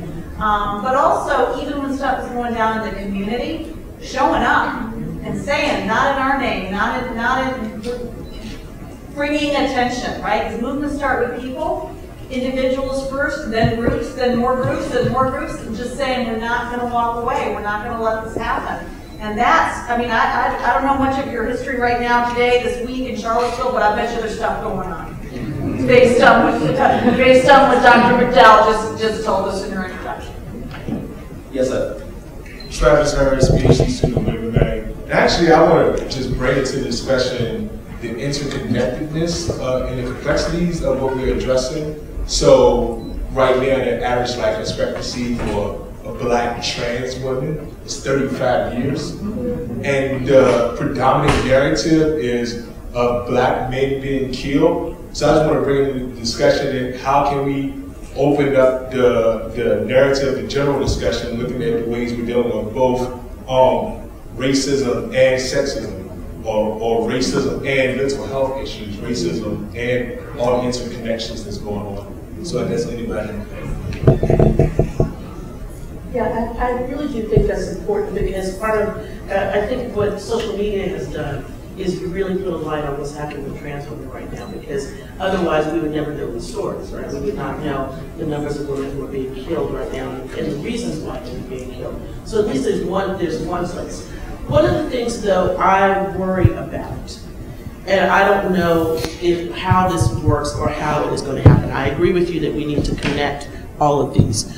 What I'm wondering is if there is enough attention span in all of the movements to do that. And what I mean by that is, I was just talking to somebody and I said, the success of same-sex marriage came on the back of civil rights movement. The same kinds of things that happened were able to mobilize same-sex marriage. And we're going to have to think about how to start to strategize to piggyback on certain kinds of things to bring certain issues to the fore. Because I think that now we are so overwhelmed with, first, the extrajudicial killings by the police, and secondary, the prison industrial complex, that we can't see the other things that we need to see. And I think that they are important too. One of the other things that also is going to change this, and I hate to be so crass about it, but it's money. And there are certain organizations right now, especially organizations that were giving money towards same-sex marriage, that need to turn their eyes toward trans women, etc. Okay? But see, the question is now will those same orgs come through? And I think one of the things that we really have to do is start to hold these organizations accountable. Because they were willing to spend the money for same-sex marriage, you need to be willing to spend the money for the rest of it. It can't just be this one thing. And I think that's what we have to begin to do, is hold these communities that we have assisted to be accountable to continuing this push. Because if we don't, what's going to happen is these things will drop off by the wayside again, because people will just think it's finished. Yes, so one more question from the Yeah, sorry. This is a question for Dr. Peterson. As if there was any shortage of ignorance being perpetrated by Fox News, I recently saw that someone compared Kendrick Lamar's performance on the BET Awards to being as bad for Black America as racism. And you mentioned All Right as being this rallying cry or an anthem of the movement right now. I wonder if you could comment on the discourse surrounding hip-hop and, in a society where even the most impressive dispensations of what I would consider a protest song are being negatively cast in the right-wing media, et cetera. Yeah, no, that's a great question. Thank you for that. So a couple things, one, in my work, I try to sort of provide a kind of literary and cultural history for hip hop. Like in my first book, that's what I'm really wrestling with. Like, I just kind of trace the concept of the underground throughout Black expressive culture so that people understand that when hip hop heads are talking about the underground, it has this rich tradition that dates back to the Underground Railroad. And I think that kind of literacy is really, really key. Not that everyone who listens to hip hop is going to have that. That's like fantasy world for me. But it's interesting because I remember, I had to speak. I was doing this kind of program for students in Camden. Camden, New Jersey, it has a lot of challenges, and it was like the day after the Grammys, and so Kendrick Lamar, he won the Grammy for the song "I," which I think for a lot of folks outside of the context of "To Pimp a Butterfly," which is a classic record. If you guys don't know Kendrick Lamar, you should pick it up, listen to the record.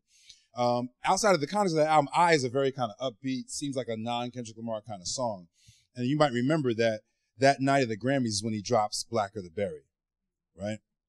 And Blacker the Berry is like this scathing, historical, social critique of racism in America, and also a really complicated conversation that Kendrick Lamar is trying to have about what people refer to as Black on Black crime, right? And it's mind-boggling. So I wanted to talk about this to these high school kids in Camden. And what was interesting was the teachers, right, were like really put off by the song. They didn't really know who Kendrick Lamar was. Every kid in the room had like been keyed into it when it dropped, right? Like they knew that they were like me. Like when it dropped, they had already been listening to it. I mean, they had questions about some of the, it's a really angry song. And they had, it's a very complicated song. Because again, he's talking about like police violence and like racism and brutality, but he's also saying that like, violence in our own communities is an issue. Now, he's gotten beaten up for this, by the way, right? Because people were saying, oh, he's talking about the politics of respectability. No, he's not, actually. Right? He's not saying that. He's from Compton, and he's trying to have a conversation about what goes on in his community in Compton at the same time that he's critiquing state-sanctioned violence in the U.S. And so number one, to answer your question is I will never expect people on Fox News to try to appreciate the complexities of something like that, right? But listen.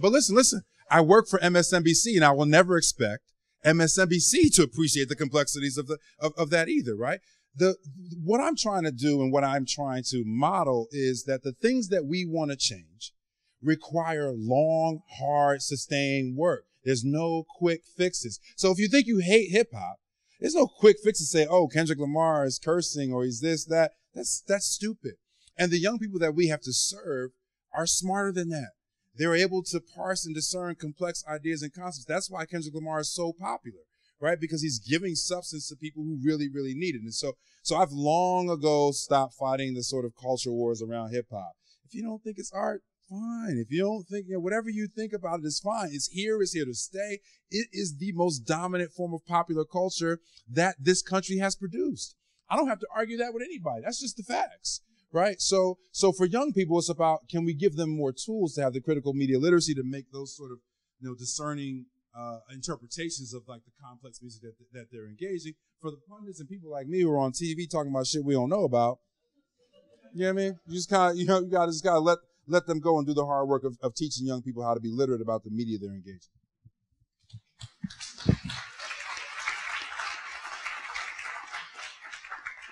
So here's a question from Twitter.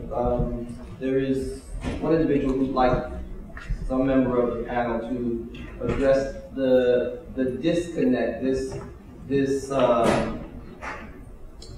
problem of white Americans abhorring and being, of course, outraged at historical black tragedy, and yet defensive, as it were, about things that are occurring daily. First, I would say that they feel bad about the historical stuff. They Britain wrote the history anyway, and that's David Barton and all the rest of these guys. Who said to the mic? Yeah, let me have the mic second. To answer your question, to answer this person's question on Twitter first, and this first part about, well, whites feel guilty historically, I'm like, no, they don't. I mean, now I'm not saying white people is, in this room or whatever. What I'm saying is that I don't think that they've really grappled with the history, because otherwise David Barton and others who are on the right wing would not be trying to rewrite that history 24/7. And okay, so there's a project to that. Let me just give you a very quick example. Back in the 2012 election, Republican candidates were asked in Iowa to sign Bob Vander Plaat's pledge, who runs the Family Leader. Part of that pledge said that black families in 1860 were better off than they were right now. If you remember, 1860 was the start of the Civil War. How could a black family in slavery be better off than it is right then in 2012? I don't think that's true. So that's the first part is, no. And so if you don't have a sensitivity to the history back then, how would you be sensitive to things right now? When, you can read an article about Ta-Nehisi Coates and see the generations of how housing has changed in this country, and that this recent change in the housing law is going to be very interesting. But if you're not with each other, how will you appreciate that? You can say you have one or two black friends, but that's for dressing and for show. That's somebody you go hang out with at the football game or do this other stuff. But is it real? And this is not to discount the people who are really involved in, and involved in Black Lives Matter or involved in all this other stuff. What I'm saying is that we can say these things, but the reality that is around us is something very different. And so I like to challenge that reality. And to come back to the question about what we can do in the university, I mean, some of y'all could just take some of these classes. I mean, let's start there. Because, I mean, I'm just saying that it's all there. I mean, we have these departments in history and African American studies and Africana studies and all this stuff. Take some courses. What you don't know will hurt you. Every time I start teaching slavery, everybody melts down for a month. They are sliding down in their seats. They're crying. Like, the black students come to me and say, I never heard this. I'm just mad. And the white students are like, should I feel guilty about this because I didn't do anything? And it's like, it's the Ben Affleck effect. And basically the Ben Affleck effect is, oh my God, I found out my family has something to do with slaves. Let me try to squelch this as soon as possible. And so because I can't deal with this feeling, this means I'm complicit in something that I know I shouldn't be complicit in. I think of myself as being good. No, there is not one good. No, not one. So we deal with that, then we deal with it. May I just add one thing to that? I just want to echo the point Take the classes. Take the classes. And take the full panoply of the classes, right? Don't avoid the classes that you are told should be avoided. Take the full panoply of classes. Make your minds up for yourselves. There are many, many ways of teaching this material, and there are people here teaching it, and they run the spectrum. So I wanted to share a quote I didn't use in the prepared comments because I think it goes right to the heart of this. So Martin Luther King writes, "Where do we go from here?" in 1964, just on the heels of the March on Washington. And in the opening segment, he talks about a child in Birmingham and a child in Harlem and the shared experiences they have exploding the North-South divide through his own critique of the nation. And he says, he also tells an anecdote about him and Coretta attending a play in Atlanta for their children, a pageantry of American music, where his children are literally on stage singing Dixie. That was bad enough and difficult for him, but also, as he describes, there was no recognition that African Americans had contributed anything to American musical culture. So he writes in Where Do We Go From Here, "The history books, which have almost completely ignored the contribution of the Negro in American history, have only served to intensify the Negro's sense of worthlessness and to augment the anachronistic doctrine of white supremacy." Now, I would venture that most of you have not heard Dr. King talk about the importance of what's in a history book, but it turns out that the pattern that the question speaks to is every single generation of Americans have believed that they were better than the one before, and every generation has discounted the struggles. So there's no moment, either in Dr. King's moment, where white people are thinking that, oh, we're in the midst of this terrible social crisis. They're defending the status quo, not the exceptions, not the creative minority of the concerned, those who he described who were white allies in the struggle. And if you go back 50 years before this, and I write about this in Condemnation, but there's this very smart, very committed, very on-the-ground Boston liberal reformer. He's spent time in a settlement house named for Robert Gould Shaw, the head of the 54th Massachusetts Regiment. So this is someone with real hardcore liberal credentials, basically saying in 1914 that America owed black people nothing, that the Reconstruction Acts and Civil Rights era had not only come and gone, and that black people were on their own. And here it is. Sort of, this is 15 years before Dr. King is born, and 50 years before Where Do We Go From Here is written.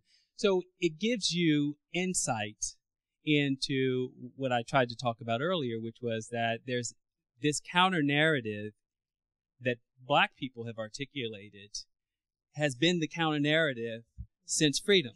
So, and why the fact of needing a counter narrative is precisely the fact that every generation of whites is saying, no, that's not our history. That's not who we are. And, maybe you'll be different. Yeah, I just want to add to this. Is this even on? Looks good. Is it on? Oh, it's on for that.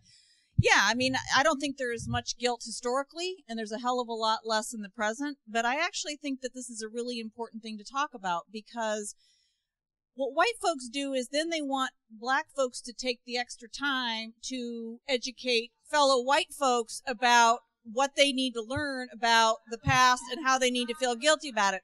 The fact of the matter is that this continues. The reason why there is this collective willful amnesia is because white people don't tell the truth to white people. They don't tell the truth about their own privilege. They don't tell the truth about their own role in this. They don't tell them, you tell this makes me crazy because, I teach in a Department of African American Studies. I teach in a Department of History. And so, in fact, my job is really easy, because I get to talk to people who know this history all the time.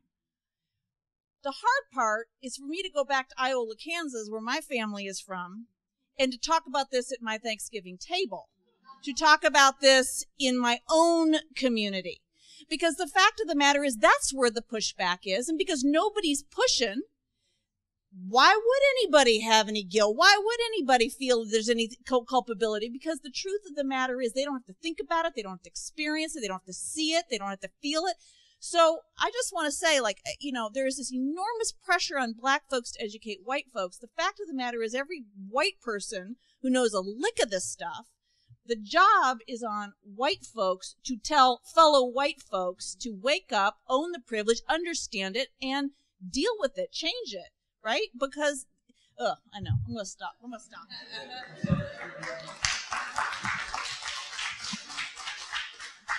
I just want to say I agree with everything the panelists are saying, and I want to add that, you know, it's not just about a kind of what Baldwin kind of made a prognosis of, this collective historical amnesia, the United States of historical amnesia, and the psychosis, the collective psychosis of denial and disavowal.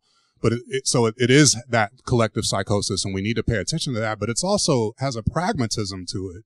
There's a, you know, the generational, you know, blindness and disavowal is about the fact that these processes never came to conclusion. We never had a Nuremberg in the United States, speaking of Germany. We never have had a Truth and Reconciliation Committee that they had in South Africa.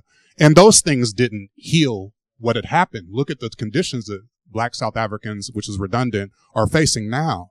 And, you know, the capitalism and its effect in terms of the ability to hold land and access to resources, et cetera. But we haven't even been able to have a conversation publicly.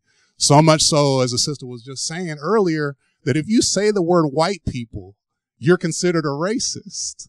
You know, and as Toni Morrison said, when you're being critical and you use the N-word critically to chronicle the dehumanization of black people, that why are you saying that?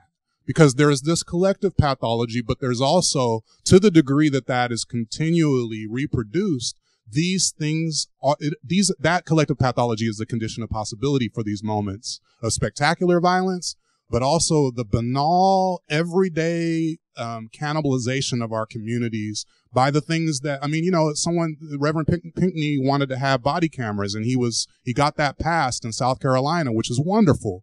But let's say, you know, Walter Scott wasn't shot that day, and I want to be respectful to the family. But, you know, because my father was actually murdered by police in Oklahoma. My brother's father was murdered by police in Mississippi, so I know of what I speak. But let's just say, for instance, that the body camera just caught that officer putting Walter Scott in shackles and taking him to the precinct and booking him.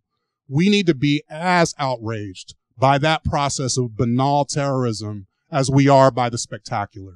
And it's not up to white people. Unreconstructed white people are not going to save us from the thing that they think, as you know, someone said earlier, as long as they believe they're white, they're not going to help with that project. And I'm not asking, we shouldn't ask for their help. But those white folks in here who, as James Baldwin said, want to deconstruct that and be true allies, that's fine. But self-determination of the communities is where it's at. Diagnosing the problem, as Assata Shakur said, until you realize you're a slave, you will never be free. And so the young people are in the room. The question earlier about trans women of color, you know, as much as I believe, I mean, I'm of that generation of the heyday of hip hop. And, you know, there was that moment when, like, Queen Latifah before the Maybelline ads, and there was the moment of X-Clan and Public Enemy and the Coup, who was still doing it. But now those things are considered passé. And I think that hip hop, if it wasn't co-opted by corporations, would have had the ability to speak of these issues that are unspeakable. You look at a program like the Boondocks, you watch that, and prison rape is made into fodder for humor. And that's not something that's just of the hip hop generation. You say drop the soap as a comedian, everybody knows to laugh immediately. So it's something that is affecting trans women, people who identify as queer in all these, you know, of the 2.3 million, but also hetero-identified men who are going through legally sanctioned rape. If it's not said in the sentence, we know that that's what's happening, and other forms of terrorism inside of these places. So again, you know, I think that that's important for us to identify the problems with, you know, a kind of occlusion of reality collectively in the United States, but recognizing that the prison industrial complex is called industrial for a reason. And it owes its existence to the original prisons that the brother was talking about in Ghana and elsewhere.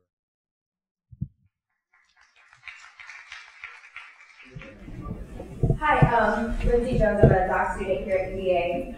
I've been thinking a lot about the a lot of the Twitter discourse around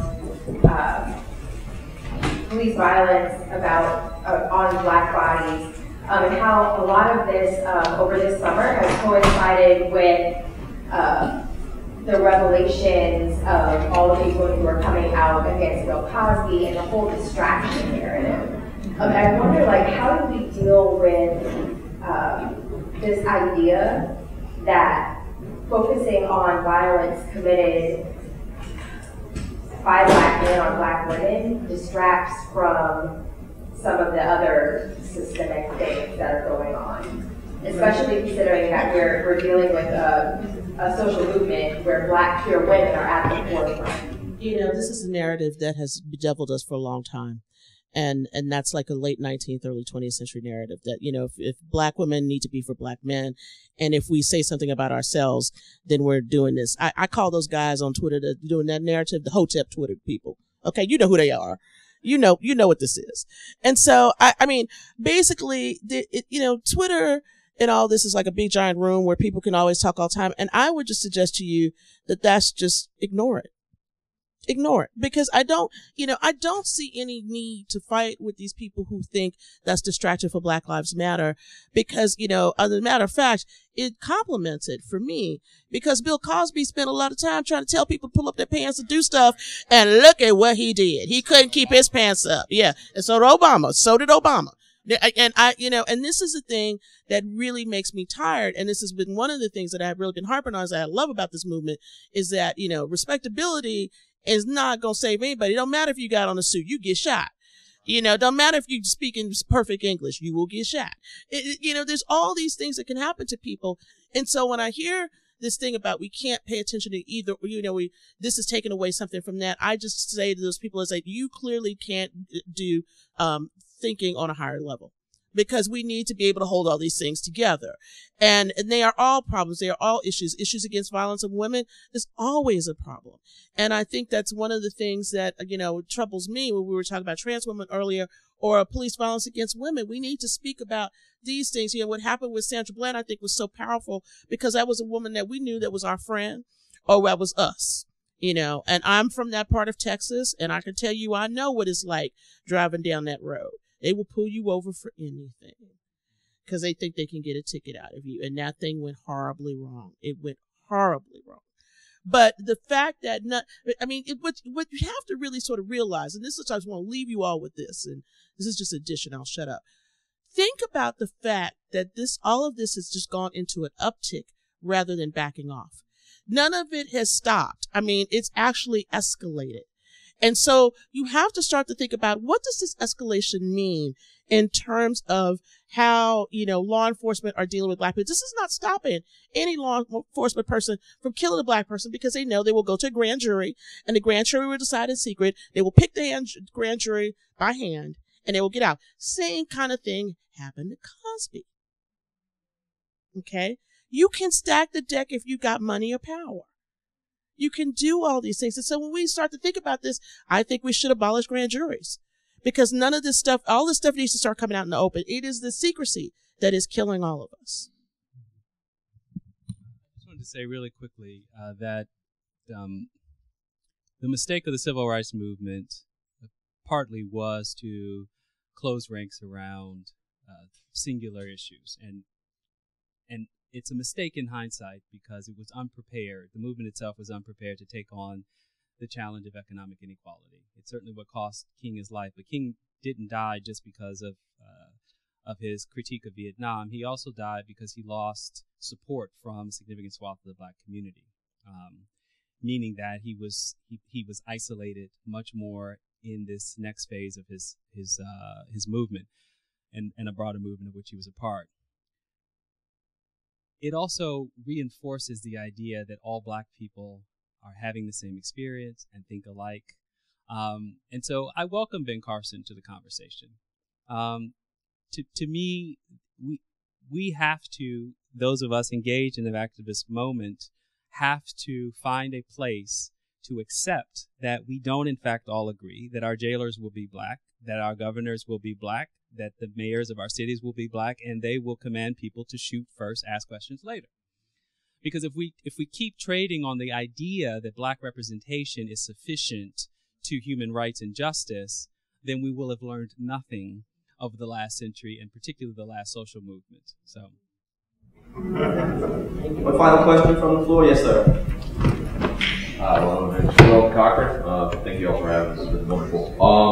You were talking about the word allyship has been thrown around today, and it's a question that or a word that I've struggled hard to create an effective working definition of for our time for college students, because being a college student, coming into this, taking several African American history studies and history courses on this, I don't get to spend all my time with people who are actively engaged in these discussions and have a working historical background of all this. And we are on a college campus here where many students do not have that.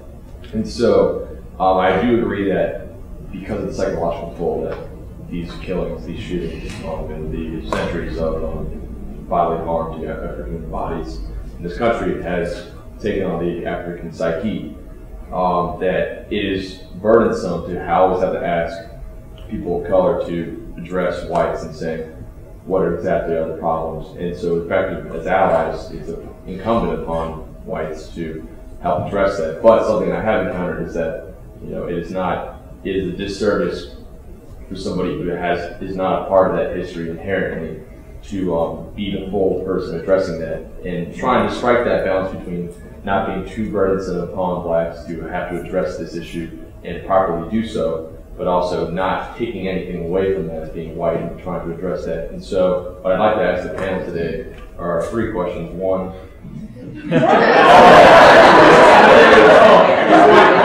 but that's all. One question. Is for a college student talking to another person, just a working definition of what it means to be an ally in this time. Yeah, so one of the challenges that you're facing is that the concept behind the alliance or allied movement has been right? Like the whole, because the movement initially about allies was really about people who were genuinely doing the work, not people who were coming in trying to run organizations or pick leaders or be kingmakers, right? It was about people actually doing the work together. Unfortunately, and I don't know exactly, maybe I've so many brilliant historians, and maybe one of the historians there can tell you where that started to go wrong, but it's just like the term liberal itself, right? That it's been emptied in some ways of what its original meaning was. And I think even the term itself now, unfortunately, puts some folks off. I have to be honest with you that in my experience in teaching in college campuses and doing this work and really having genuine student allies involved in it, is that, the white folks who want to be allies, they're not really talking about being allies. They're doing the work. Like, they're just doing the work. And you know what else? Like, they don't have to make friends with folks or introduce themselves to people at a BSU meeting. They know the people. They're there. You know what I mean? And you know what else? They take the classes. I'm sorry. The most effective white allies, the most effective straight allies on the college campuses that I've worked at are the ones who are in the WGSS classes. They're in the Africana Studies classes. They're not asking a gay person, what does it mean to be gay? They're learning about it by reading the literature and history. They're not asking a black person, what does it feel like to have nappy hair? They're reading about the black experience. Seriously, they're not like, yo, can I touch your hair? They're reading, you know what I'm saying? Like, so I feel like, unfortunately, the discourse around the allied movement has been co-opted in a lot of different ways and a lot of reasons. And from what I'm seeing, it looks to me that there are plenty of allies, but they're just more organically doing the work.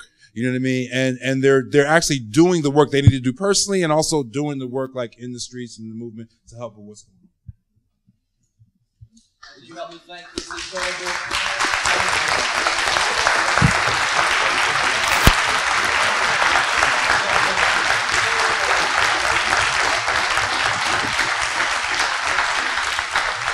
Professor Peterson and Professor McDowell said, take the classes. Also, buy the books. There are books on sale out the lobby.